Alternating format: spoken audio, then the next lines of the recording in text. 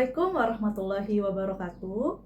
Perkenalkan, nama saya Mutia Rahmi Dewi, salah satu dosen Politeknik Negeri Padang, jurusan Teknologi Informasi, Program Studi Teknologi Rekayasa Perangkat Lunak.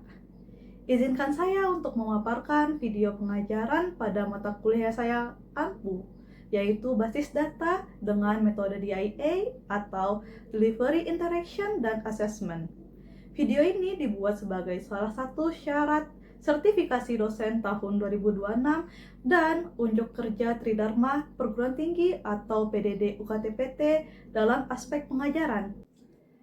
Adapun deskripsi mata kuliah ini mempelajari bagaimana merancang basis data dengan metode ER diagram maupun normalisasi hingga konversi ke tabel.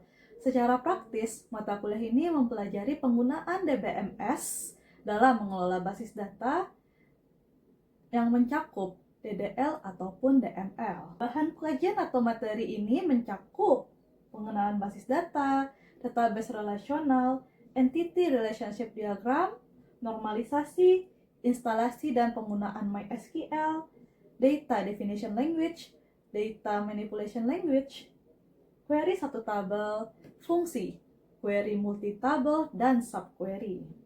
Untuk capaian pembelajaran pada mata kuliah ini, dari aspek sikap dapat bekerja sama dan memiliki kepekaan sosial, serta kepedulian terhadap masyarakat dan lingkungan.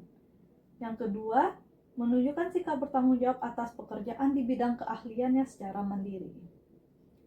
Dari aspek penguasaan pengetahuan, yang pertama, menguasai teori dan terapan algoritma struktur data untuk pemecahan masalah.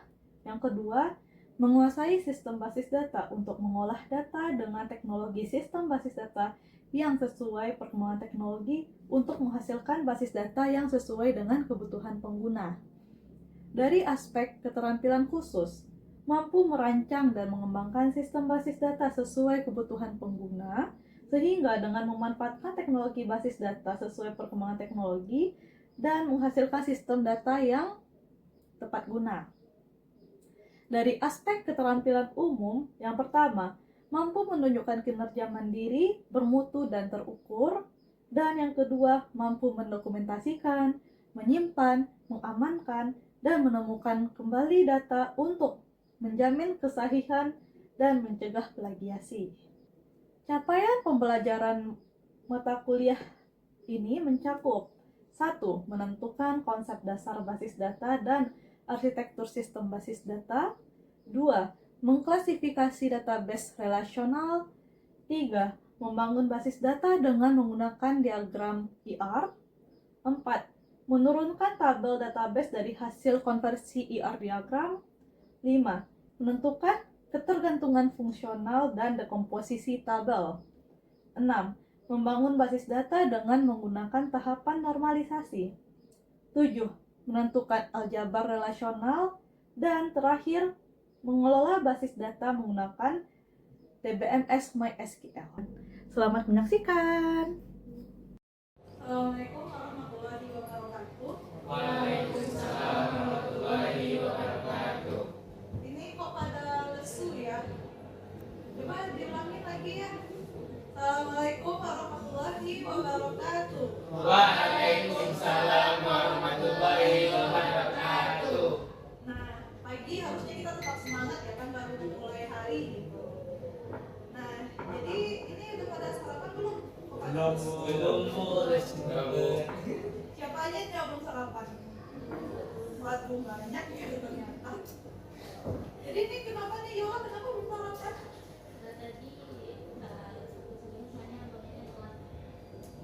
Wah, padahal baru mulai kuliah ya, baru aja kita memasuki minggu kedua ini, harusnya tetap dijaga semangatnya ya, apalagi kalian mahasiswa baru gitu. Peralihan dari SMA harus lebih mandiri gitu ya.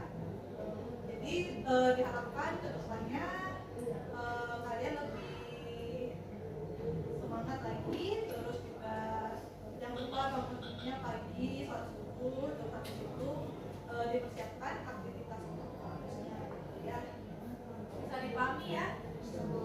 Oke, jadi ini kita masuk pertemuan kedua ya pada mata kuliah basis data. Dan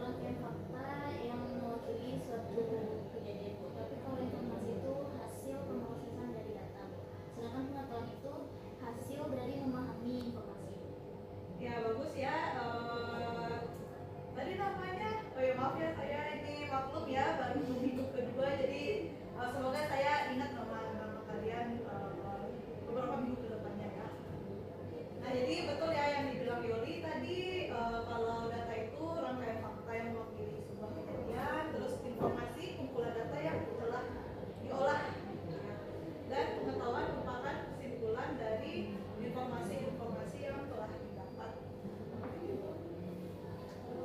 Nah, oke. Apa sih kaitannya dengan mata kuliah kita ini, yaitu basis data? Ada yang tahu? Nah, jadi ini mungkin saya lihatin ada sebuah slide yang ini ya, coba kita lihat ya. Nah, kalau misalnya kalian lihat di sini, itu gambarnya ada apa saja? Dokter cantik ya. Malah salpok sama dokter ya. Nah, selain itu ada apa lagi? Ada Excel. Oh iya, tadi emang ada ya yang data-data yang berupa Excel seperti itu. Nah, jadi kira-kira yang dapat kita simpulkan dari sini itu apa? Jadi tadi kan ada juga gambar orang berbelanja, terus juga ada ini ya, ada orang yang lagi diskusi, lagi rapat gitu ya. Nah, jadi tanpa kita sadari ya, kita sebagai manusia itu sudah berinteraksi dengan data gitu ya, yang tadi seperti yang Yogi sebutkan itu merupakan fakta. Dan data ini biasanya kita gunakan dalam mempertimbangkan sesuatu. Nah, tadi seperti dia bilang ya, dokternya cantik bu gitu ya. Nah, maksudnya dokter itu kan dia biasanya memeriksa pasien gitu ya. Nah, nanti setelah pasien itu diperiksa, biasanya apa yang didapatkan dari dokter tersebut? Ada yang tahu? Diagnosis. Ya, ada diagnosis gitu ya, berupa rekam medis dari pasien. Nah, dari rekam medis itulah baru bisa dokter itu memutuskan apa tindak lanjut yang harus diberikan kepada pasien, seperti itu. Nah, jadi memang ya data ini sangat dibutuhkan, dan juga biasanya kalau misalnya data itu dicatat secara manual pasti akan membutuhkan waktu gitu. Diharapkan dari basis data ini, informasi-informasi itu dapat kita akses dengan cepat lalu akurat ya. Diharapkan tidak ada human error di dalamnya, dan juga bisa kita butuhkan sewaktu-waktu, mau di mana saja dan kapan saja, dan juga diharapkan dia itu aman itu. Data itu pasti aman karena nanti kita akan pelajari tentang karakteristik dari basis data itu, di mana dia ada pengaturan dari keamanannya seperti itu ya. Nah, jadi kalau kita pelajari data itu tadi adalah kumpulan fakta ya. Kalau misalnya basis gimana? Basis yang kalian tahu seperti apa?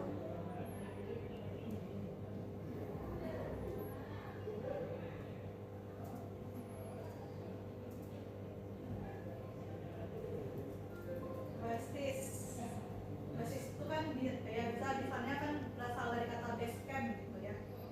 Base ya ada sebuah tempat, sebuah wadah gitu ya.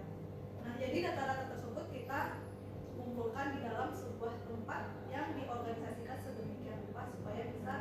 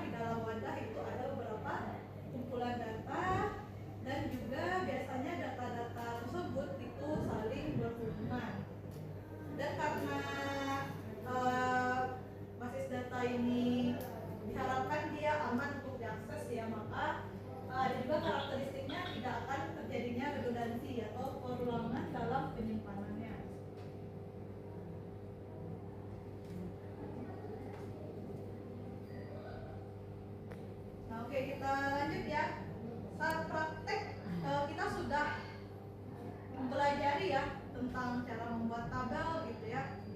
Membuat tabel, terus isinya ada kolom, ada baris.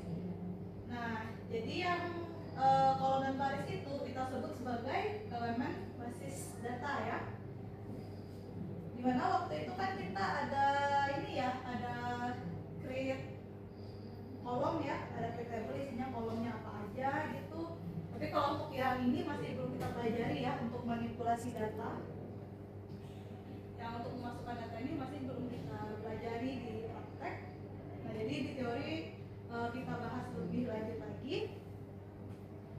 Nah, jadi kalau untuk kolom tadi dia berupa atribut dari berisikan atribut dari suatu entitas. Entitas ini dia akan menjadi cikal bakal tabel serta memiliki atribut gitu. Nah, jadi contohnya waktu kita praktek kan ada kita membuat database sistem akademik ya, di mana ada tabel mahasiswa, ada tabel dosen, tabel mata kuliah, dan juga jadwalnya. Dan ini mereka akan saling berhubung satu sama lainnya. Dan selanjutnya itu adalah atribut, di mana atribut ini adalah karakteristik dari suatu entitas dan dia identik dengan kolom pada tabel dan memiliki tipe data tertentu. Jadi masih ingat kan, misalnya ada kita membuat tabel mahasiswa, ada nama, tipe datanya apa? Ya string ya, atau varchar. Oke, bisa dipahami ya, bisa tahu ya perbedaan antara entitas dan atribut. Nah, kita coba latihan ya. Jadi kira-kira ada apa aja sih di sistem penginapan itu entitasnya? Ya, Baby silakan. Pertama ada ID, terus nama, nomor telepon, serta nomor KTP. Identitas itu bukan atribut ya? Ya itu ya yang disebutin dari itu atribut ya. Kalau misalnya ini siapa nih yang hobinya staycation mungkin tahu apa aja yang biasanya dibutuhkan di hotel gitu penginapan. Ya reservasi biasanya ada ya, reservasi. Ada apa lagi? Kamar ya. Terus ada apa tadi? Ya pasti ada tamu ya biasanya. Terus Tarif kamar kok. iya ada tarif kamar ya.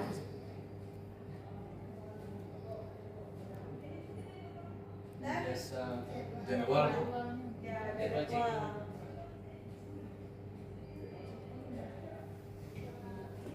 Ada jadwal ya.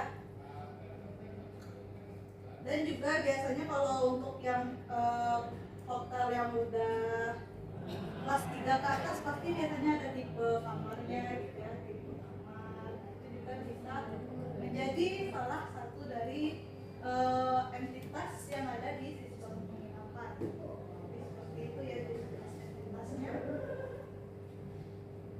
Yang tadi yang kalian sebutkan tadi sudah ditebak di sini ya. Nah, jadi kan kalau entitas itu dia berupa ini ya, berupa tabel-tabel gitu ya, yang isinya ada kolom dan juga ada baris. Nah, oke, kita lanjut ya. Tadi kan kita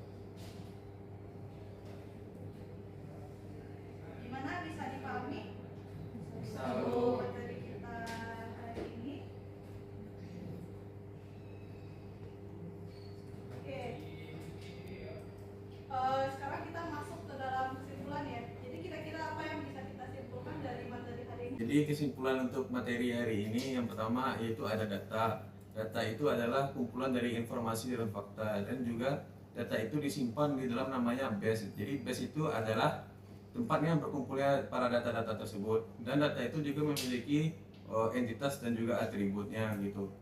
Jadi sekian saja kesimpulan dari saya. Ya oke, bagus jawaban Lupi tadi ya. Sudah merangkum materi kita yang hari ini. Kira-kira ada tambahan lagi? Oke, silakan Vivi. Tadi ada entitas sama atribut, Bu. Jadi entitas tuh kayak nama tabel gitu, Bu. Atributnya tuh apa aja yang isi tabel tuh, kayak di entitas kamu tadi ada ID, nama, nomor KTP sama NIK tuh, Bu. Ya oke, bagus jawabannya ya Vivi. Jadi kalau saya lihat semuanya dapat mampu ya memahami materi kita hari ini. Nah jadi berikut ini adalah kesimpulannya yang sudah dijelaskan oleh Lutfi dan juga Vivi tadi. Jadi memang ya basis data itu adalah sebuah tempat tadi ya yang berisikan kumpulan-kumpulan data yang saling berhubungan dan tidak terjadi redundansi. Selanjutnya itu dengan adanya basis data diharapkan data-data tersebut dapat diolah dan diakses secara efisien, mudah, aman, serta bisa diakses kapanpun dan dimanapun. Dan yang terakhir itu basis data dia terdiri dari kumpulan tabel yang saling terhubung serta memiliki kolom dan juga baris. Oke, sampai sini ada yang mau ditanyakan? Jika tidak ada, jadi saya akan memberikan tugas. Silakan kalian kerjakan ini ya tugasnya. Itu ada beberapa topik yang sudah saya siapkan. Ada apotek, ada persewaan rental mobil, pengiriman barang, dan juga supermarket. Jadi dari topik ini identifikasi ada data apa saja di dalamnya. Dan juga gambarkan semua data tersebut dalam bentuk tabel serta identifikasi atribut dan recordnya minimal 2 record di dalamnya.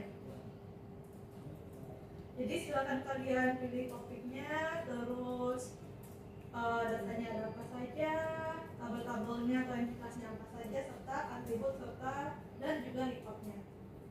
Dan ini sudah saya siapkan di Spadati untuk assignment-nya. Nanti silakan kalian kumpulkan di sana ya. Dan juga deadline-nya ini minggu depan ya, sebelum kita memulai pertemuannya. Oke, jadi sekian pertemuan kita hari ini. Diharapkan dapat membawa ilmu yang bermanfaat. Saya akhiri, terima kasih atas perhatiannya. Assalamualaikum warahmatullahi wabarakatuh. Waalaikumsalam warahmatullahi wabarakatuh. Demikianlah video pengajaran pada mata kuliah yang saya ampu. Semoga dapat memberikan gambaran mengenai kinerja pengajaran yang saya paparkan, khususnya pada mata kuliah basis data di program studi teknologi rekayasa perangkat lunak jurusan teknologi informasi. Saya ucapkan terima kasih kepada seluruh tim penilai dan panitia sertifikasi dosen tahun 2026. Saya juga mengucapkan terima kasih kepada Politeknik Negeri Padang jurusan teknologi informasi, rekan sejawat dosen dan mahasiswa. Assalamualaikum warahmatullahi wabarakatuh.